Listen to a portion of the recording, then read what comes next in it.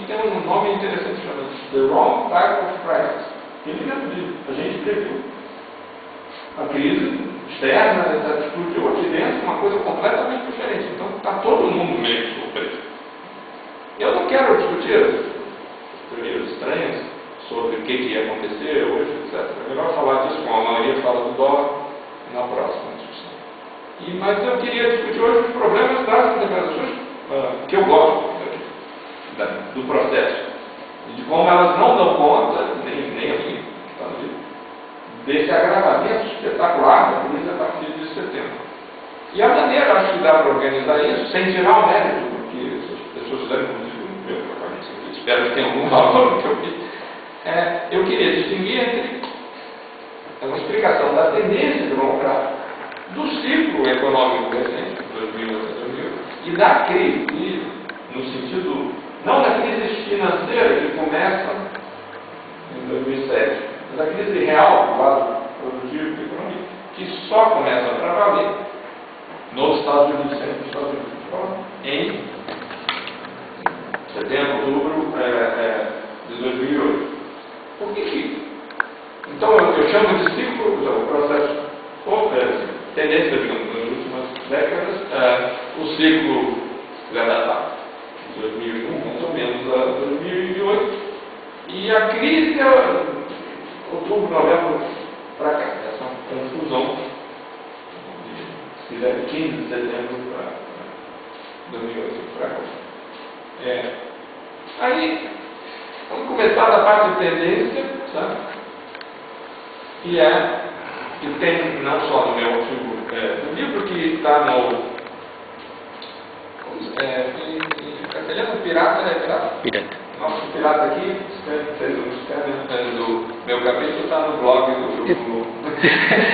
mas tem também um artigo mais ou menos na mesma linha, mas mais referido à obra do Caleb, uma revista que você não conhece, mas vende muito no Brasil, chamada Circos.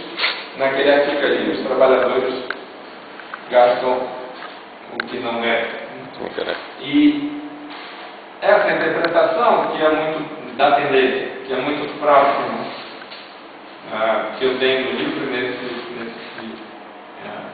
ela é muito próxima e inspirada em parte no trabalho no Cambridge Journal of Economics do professor Máximo Pivetti, que é desafiando o ensino, e também, eu acho que eu nem citei no livro, como eu, do David Cox, do grupo de Alnus, do Political Economy Research Institute, que é assim, nos Estados Unidos a melhor coisa que tem no nível heterodoxo.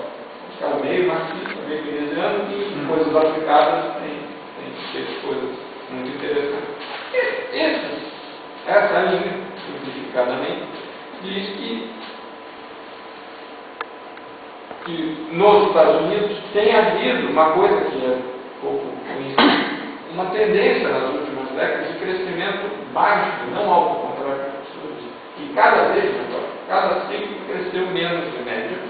É verdade que houve um período, por exemplo, nos anos 90, na economia americana, houve menos crescimento do que nos anos 80. Não parece, porque houve muita propaganda da segunda metade da década, onde cresceu bastante, até mais do que da nova economia, do ciclo, etc. Mas o início da década foi muito de média. E olhando a década como um todo, foi mais baixo em média do que nos anos 80. E nos anos 2000, e de 2008, tudo bem, não é exatamente a década, mas o ciclo econômico é igual, cara. Mesmo antes da crise,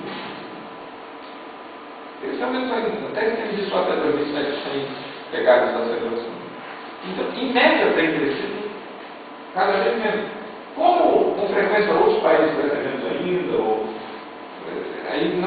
e teve essa propaganda grande da década fabulosa, do Clinton, do Stiglitz, etc., como se os anos 90, a segunda metade fosse uma coisa, e realmente cresceu mais naquele período. As pessoas têm ideia de que houve um grande crescimento. Isso também ajuda a ideia de que os americanos estão vivendo acima dos meios e do americano, vem do boom de consumo espetacular que houve na economia americana.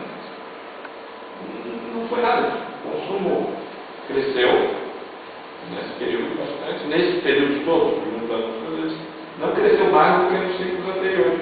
É só que em relação ao produto cresceu uma série de motivos. Mas de qualquer maneira, o problema central da economia americana nas últimas décadas tem sido um crescimento relativamente baixo. Por uma série de motivos, se você vê o crescimento como liderado por questão da demanda efetiva e não outras coisas. Primeiro, e de fato, tem havido um enorme aumento da proporção das importações na demanda. Como é que fala isso em espanhol? Penetração também de importações, que é a proporção da demanda, o conteúdo importado da demanda. Sim, importações sobre. Eu não uso o coeficiente de importações, só para chamar a atenção que seria importações sobre o produto. Porque o que interessa na prática é da demanda gerada nos Estados Unidos, do gasto, do crédito, quanto vai para estimular a economia americana, quanto vai para o resto. Essa proporção era mais ou menos 5% durante 1950, até início dos anos 80. E foi crescendo, e hoje é em torno de 20%. Então, um estímulo de demanda, né?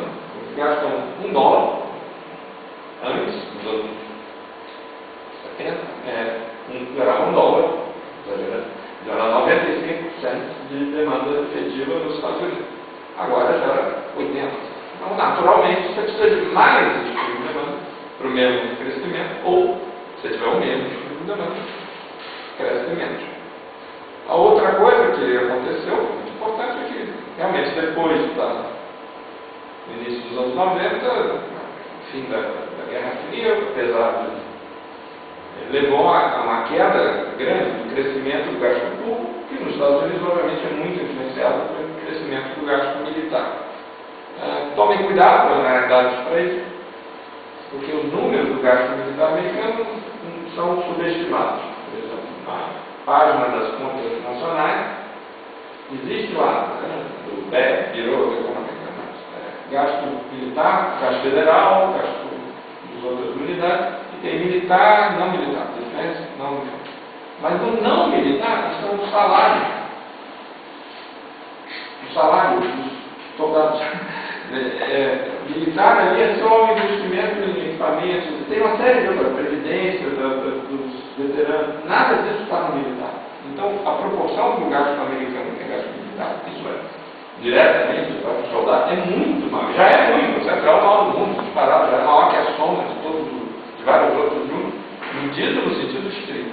Se você medir no sentido amplo, que inclui esse despesas, é muito mais. Até no orçamento federal está estranho, porque vai na previdência social, vai em pagamento de salário, vai em outros lugares. E o custo, por exemplo, da guerra mesmo, não entra no orçamento federal como no orçamento militar, é um gasto extraordinário. Óbvio que aqui acaba pegando, aqui é distinção, nas contas nacionais acaba pegando a distinção. Então, a importância do gasto militar, não só de tecnologia, mas salários de base, a manutenção de base do vários estados é muito maior. Então, a queda do crescimento do gasto público nos Estados Unidos dos anos 90 e dos anos 2000, o gasto militar voltou,